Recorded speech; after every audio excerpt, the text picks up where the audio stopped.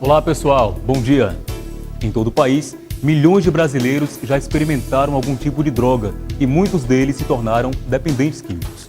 Segundo a Universidade Federal de São Paulo, somente o crack já foi utilizado por quase 3 milhões de brasileiros. Um número alarmante que vem crescendo cada vez mais também aqui na região do Cariri. Você quer saber como é possível identificar e vencer a dependência química? É o que você confere a partir de agora no Cariri em Pauta.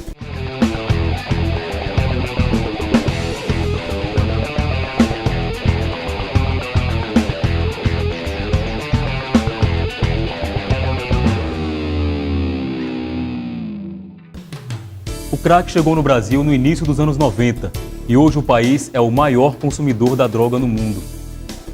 O Levantamento Nacional de Álcool e Drogas aponta que nosso país consome sozinho 20% de todo o crack consumido no mundo. Nosso país também é o segundo maior consumidor de cocaína e um dos maiores consumidores de maconha do planeta. Estamos falando de uma epidemia que já chegou à nossa região do Cariri. Uma doença social que não poupa homens nem mulheres, crianças ou idosos, pobres ou ricos. Para falar sobre este assunto, nós trouxemos dois convidados especiais. Um deles é Jobson Brito, dependente químico em tratamento e que vai conversar conosco sobre a luta para vencer o vício contra o crack. Além de Jobson, o outro convidado é Gleuson Silva, coordenador do Centro Terapêutico Atos, uma das instituições que acolhem os dependentes químicos na região do Cariri. Além dos nossos entrevistados, estão presentes no primeiro bloco do Cariri em Pauta os estudantes Leonardo Lins e Juscelino Pereira, ambos do curso de jornalismo da Universidade Federal do Ceará, a UFC do Cariri. Mas antes de conversar com os nossos entrevistados, nós somos às ruas para saber: você tem ou já teve contato com algum dependente químico? Vamos ver. Já conheci vários amigos meus, né? E assim, as experiências são negativas e ao mesmo tempo positivas, porque você começa a criar subsídios para que possa tratar ou se reinteirar com essas pessoas, integrar, né? A parte social, tentar minimizar o máximo possível ou tentar recuperar essas pessoas. Então, o objetivo que eu sempre tive com esses meus amigos, e graças a Deus alguns saíram, outros não conseguiram, outros já se foram. Mas graças a Deus, assim, eu mesmo particularmente nunca me envolvi com droga, sou altamente contra a droga, mas é esse caminho que eu tenho seguido sempre. Eu tive um filho que ele entrou no submundo da droga, não era assim muito efetivo, né? A droga dele era só maconha. Mas eu perdi ele, que ele, depois dos delírios, teve uma namorada e essa namorada terminou o namoro com ele terminou se suicidando por causa dela. E isso aí envolveu essas duas coisas.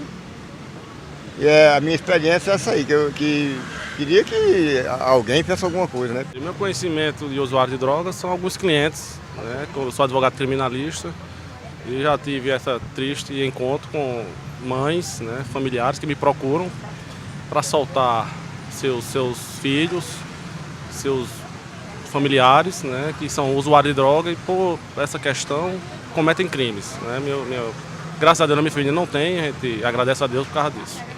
Na Cracolândia, o governo, como uma política pública, resolveu tirar todos os dependentes químicos das ruas, mas da pior maneira possível. Eu não sou contrário à internação compulsória, contudo, isso não pode servir ou ser base de política de governo para tratar dependente químico.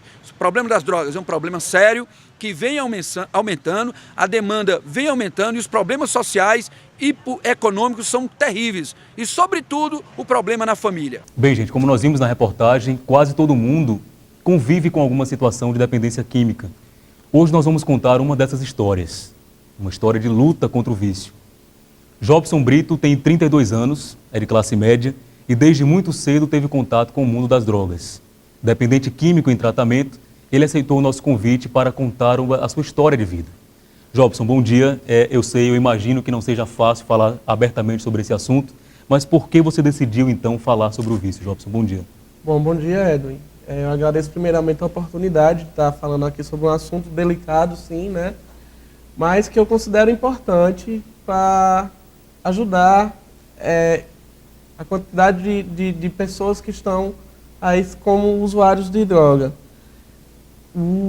A droga, essa questão das drogas ainda é vista com bastante preconceito e a minha intenção aqui é justamente essa, mostrar que o usuário de drogas, ele não necessariamente tem que ser um bandido, um marginal, um vagabundo, e que nós sofremos sim, no meu caso eu sofro de uma doença chamada adicção.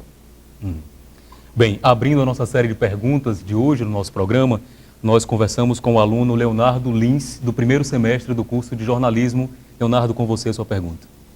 Bom dia, Jobson. Bom dia, Edwin. Primeiramente, eu gostaria que você dissesse como é que você começou, como você entrou no mundo das drogas. Bom dia. Na verdade, eu entrei no mundo das drogas muito cedo. Eu fiz uso de drogas pela primeira vez com 13 anos de idade. Eu fumei maconha. E eu não gostava muito.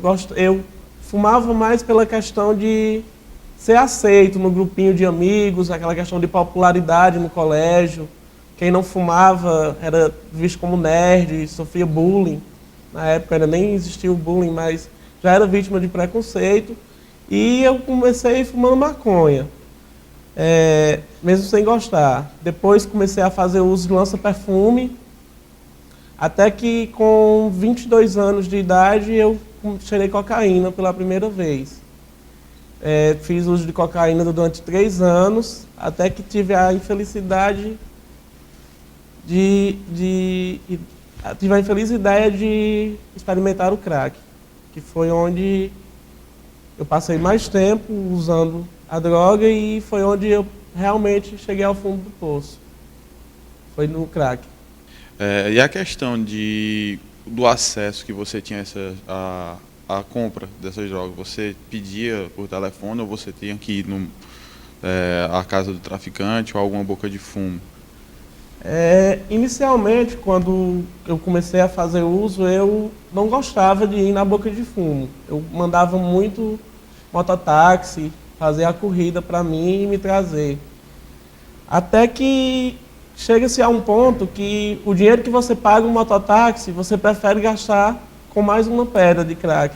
Então eu costumava fazer uso de droga em motéis. Eu nunca usei em casa.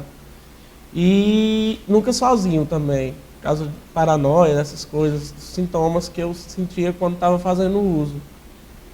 E eu costumava mandar, no próprio motel onde eu estava fazendo uso, tinha mototáxis que costumavam fazer, era o chamado avião, iam buscar droga e traziam. Eu passava a noite todinha fumando e fazendo uso da droga. Até aproveitando a pergunta do Leonardo, o acesso ao crack hoje aqui na região do Cariri, em Juazeiro do Norte, nas cidades vizinhas, é fácil, Jobson? É fácil adquirir essa droga aqui na região? É bom, na verdade, o acesso, a cada dia que passa, ele fica mais fácil. Percebe-se nas ruas mesmo, na noite, principalmente à noite, é muito fácil você conseguir comprar droga. Eu, no meu caso, eu saía de onde eu estava fazendo uso e ia, tem várias bocas na minha cidade, tem várias bocas de fumo. Ia, voltava, passava a noite nessa rotina de sair e voltar do motel para comprar mais drogas. E na noite é muito fácil você conseguir, você vê muitas pessoas que vendem na rua, o acesso é muito fácil. Bom dia, Jobson. Bom dia a todos. Jobson, hoje você é um dependente químico em tratamento. A partir de quando e como foi que você decidiu que precisava de ajuda e que disse, eu vou tentar buscar uma saída para o meu problema, para a minha doença? Bom, bom dia. Na verdade, eu fui contra o meu internamento durante muito tempo. Meus pais já queriam me internar há uns 2 anos atrás. E eu era sempre contra, dizia que não precisava, vivia no auto-engano. Não aceitava a realidade de que eu precisava, sim, de um tratamento. O que me fez realmente aceitar isso, na verdade, eu fui meio que enganado. Minha mãe me levou, ela iria me internar numa clínica em Fortaleza, e minha mãe, até ela conhecer a clínica onde eu estou. E inicialmente eu iria só para conhecer o ambiente, ver como era e ver se eu aceitaria ficar. Só que minhas coisas já estavam lá, na verdade.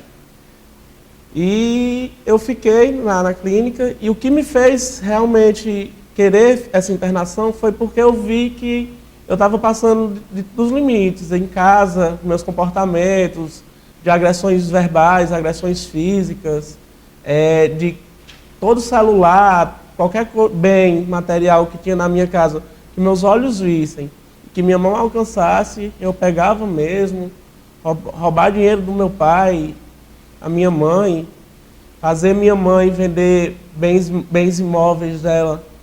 Eu já cheguei até a fazer com que minha mãe vendesse casas para usar droga, dizendo que estava devendo a traficante, sendo que eu não estava. Era uma desculpa para ter mais dinheiro, porque o meu salário só durava 2, 3 dias, do tanto de droga que eu usava.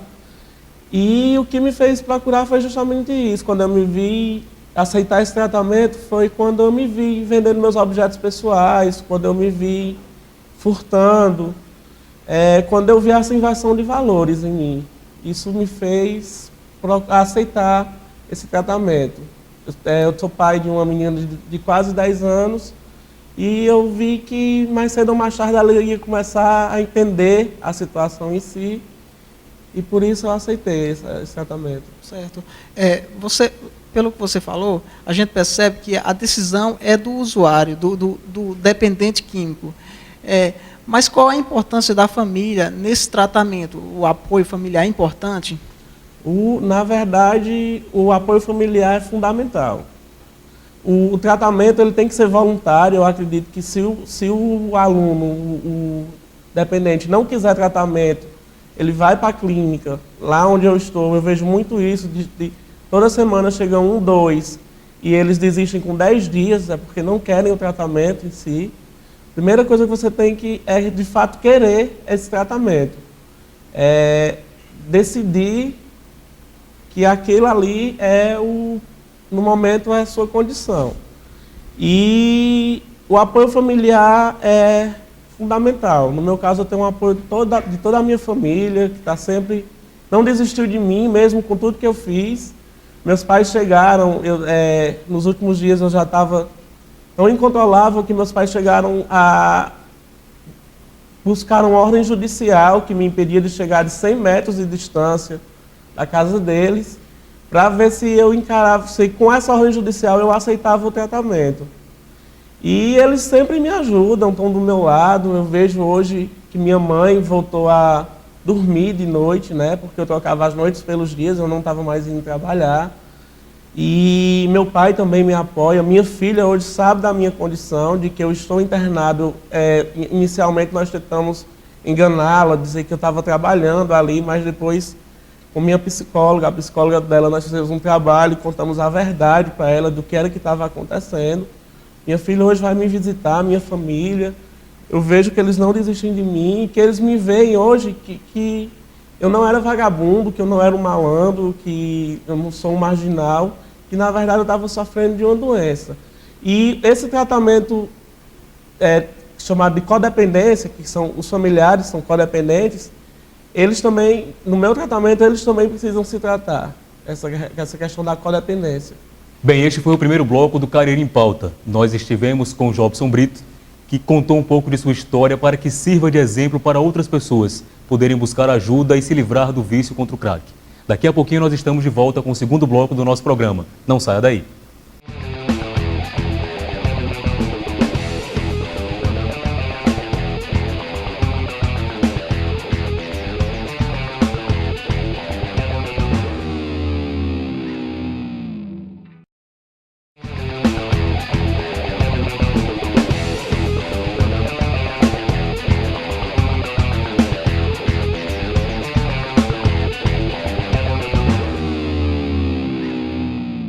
Olá, gente. Estamos de volta com o Cariri em Pauta.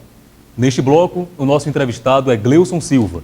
Ele é coordenador do Centro Terapêutico Atos e vai conversar conosco sobre o tratamento de dependentes químicos. Além de Gleuson, estão presentes os alunos Bruna Vieira e Cícero Sebastião, do curso de jornalismo da UFC no Cariri.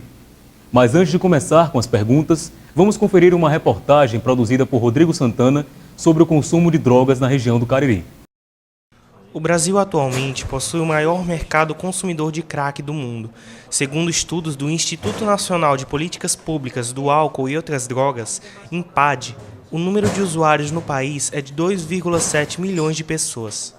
A dependência não traz consequências apenas para o usuário e sua família, mas afeta toda a sociedade, pois para sustentar o vício, o usuário é capaz de mentir, roubar e até matar. No Cariri, o quadro não é diferente. De acordo com dados da Delegacia de Polícia Civil, o crack é a substância mais apreendida na região. Na cidade de Juazeiro, os bairros Frei Damião, João Cabral e Aeroporto são os que apresentam o maior número de apreensões. Nós temos os meios mais comuns de ação policial nas operações, dá-se início mediante a denúncia, geralmente são denúncias anônimas de pessoas vizinhas de Boca de Fumo, são pessoas que estão sofrendo com familiares envolvidos, dependentes de droga, e assim a polícia começa a montar suas operações de vigilância, de fiscalização, de campanas. Mas o que fazer para ajudar as pessoas que vivem nesta situação? A internação em clínicas de reabilitação é uma solução encontrada por muitas famílias. O Centro Terapêutico Atos, localizado em Juazeiro do Norte, ajuda esses usuários a recomeçarem suas vidas de uma nova maneira. Nós trabalhamos especificamente com 2 pilares, um pilar científico e o pilar espiritual. No pilar científico nós temos todas essas abordagens da psicologia, né? Tem a ajuda da sociologia, da antropologia, da teologia, e nesse pilar espiritual nós temos o redirecionamento dos pacientes que aqui se encontram para desenvolverem um relacionamento pessoal com Deus. Muito mais do que simplesmente uma mudança religiosa, né? A dependência química é uma doença. A adicção é o termo utilizado pelos especialistas para definir esse distúrbio. A psicóloga Ana Luísa explica um pouco o que é a doença. A adicção é uma doença progressiva, certo? Não tem cura, e aqui na clínica ele vai aprender a ter esse controle sobre essa doença, certo? Ele vai conhecer as características de um adicto, certo? Ter o conhecimento sobre o livro dos 12 Passos, que é o livro dos 12 Passos, o livro azul, que é do Narcóticos Anônimos, que vai haver esse livro aqui. E aqui, ele tendo esse conhecimento, vai começar a entender um pouco sobre a manipulação que ele fazia com a família, sobre as mentiras que ele fazia e o porquê que ele fazia isso. Antes eu pensava que eu era um vagabundo, quando eu fazia as besteiras, quando eu errava lá fora, né? Eu achava que, meu irmão, o que eu tô fazendo? Nem sabia o que eu tava fazendo, nem eu mesmo sabia, né? E aqui eu pude perceber que é uma doença, né? Uma doença mesmo terrível, que eu não quero essa doença pro meu pior inimigo, né? Tirou muito coisa de mim, da minha vida, com esses anos aí que eu passei usando. Mas hoje eu vejo que tem como andar em recuperação, né? Bem, Gleuson, como nós acabamos de ver na reportagem, a dependência química é uma doença. É possível falar em cura para o dependente químico? Bom dia. Bom dia. A dependência química é uma doença incurável, fatal e progressiva. Ela não tem cura, porém ela é tratável. Bem, abrindo a série de perguntas do segundo bloco, o estudante Cícero Sebastião, aluno do 1º semestre do curso de jornalismo. Bom dia, professor Edwin. Bom dia, Gleuson. Eu queria saber como é feito esse tratamento, o procedimento. Nós funcionamos com 2 pilares, espiritual e científico, né? O lado científico com metodologias de atividades lúdicas, né? Com metodologia do NA, que é Narcóticos Anônimos, né? E também temos atividades físicas, atendimento psicológico, né? Anamnésia, né? Então temos natação, hidroginástica, que ajuda na desintoxicação do paciente, né? O nosso tratamento é assim, o paciente nos procura, né? Nosso tratamento ele é voluntário, né? Ele nos procura, nós fazemos uma anamnésia, entendeu? Com a nossa psicóloga.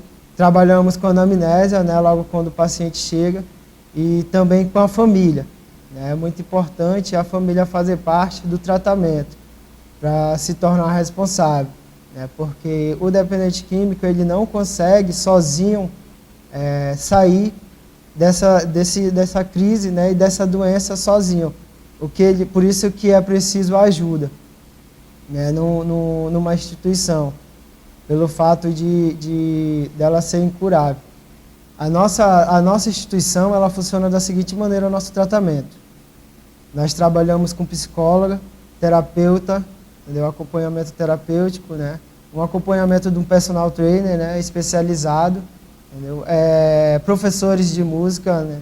Com aula de violão, entendeu? Com curso profissionalizante, com parceria com o SENAC, né? onde nós tentamos resgatar os valores que o dependente químico perde. Trabalhamos com normas e regras, né, na casa, entendeu? Então, assim, o horário de funcionamento da clínica, né, atividade, tem um cronograma de atividade bem diversificado, né, no decorrer do dia e funciona dessa maneira. Qual o tempo de duração desse tratamento? O tempo de duração do nosso tratamento é de 1 ano, podendo ser concluído em menos meses, né? Em 6 meses ou mais. Há um grande índice de pessoas que concluem esse tratamento? Sim, nós temos um índice de 100%, né, de pessoas que nos procuram, entendeu? 90% desistem da ideia de tratamento, né, e 10% chega até a internação, né? E no caso 2% conclui o tratamento, né? Mas assim, o nosso índice da instituição é de 80% de pessoas que concluem o tratamento se recuperam. Bom dia. Qual o perfil das pessoas que procuram esse tratamento? São mais homens, mulheres, a faixa etária, a classe social? E eu gostaria de saber também como proceder para procurar esse tratamento. A nossa instituição, a Atos, nós somos uma instituição que trabalhamos com a parte masculina, né? Mas assim, há muita procura de também pessoas, mulheres, né? O público, os pacientes femininos. A faixa etária de pessoas, assim, nós não temos tanto classe social quanto pessoas de classe baixa, né, quanto classe alta. A droga, nós temos bastante procura de diversas classes, né? Não temos assim uma classe social que seja só as pessoas de baixa, de classe média baixa, né, e nem de classe média alta, entendeu? Há uma procura como um todo normal. Sim, o índice, tanto de uma quanto a outra, é a mesma. O nosso tratamento na Atos, o paciente, os familiares, entendeu? Nos procuram, né? Então, nós somos uma instituição que nós atendemos qualquer pessoa, qualquer público, né, masculino, entendeu? Então, como proceder? Nós temos o nosso site, né, nós temos nossos telefones, os familiares dos nossos pacientes marcam um horário, entendeu? Onde a gente vamos chegar vamos conversar com os familiares, vamos ver a melhor possibilidade de ajudá-los. Os interessados podem ligar para o nosso telefone, né? Ou então ver o nosso site, entendeu? Nossa instituição, o Centro Terapêutico Atos, fica localizado na Avenida Leão Sampaio, número 1392, Lagoa Seca. Gleilson, eu gostaria de saber se é esse tratamento na rede pública. Sim, a prefeitura ela tem um tratamento, né, que é o CAPS-AD, que é muito bom, né, muito interessante, que eles dão a possibilidade às pessoas mais carentes que não têm como pagar um tratamento, né, de estarem fazendo esse tratamento, né, em todos os CAPS-AD. Bem, eu quero agradecer a presença de Gleilson Silva, do Centro Terapêutico Atos, e além dele, no primeiro bloco, nós tivemos a presença de Jobson, que contou um pouco de sua história tentando se livrar da dependência química. Quero agradecer também aos nossos patrocinadores, as lojas Casa Bonita, o telefone da Casa Bonita é o 3572-1005 e a BSG Birô de Serviços Gráficos, Telefone 3571-8139. Foram eles que fizeram o nosso cenário e viabilizaram o nosso programa. E quero agradecer principalmente a você de casa, que mais uma vez nos prestigia com a sua audiência. A todos os alunos da UFC que assistem nesse momento Carreira em Pauta, o meu abraço. Bem, se você perdeu o nosso programa ou quer assistir novamente, basta conferir nossa página no YouTube.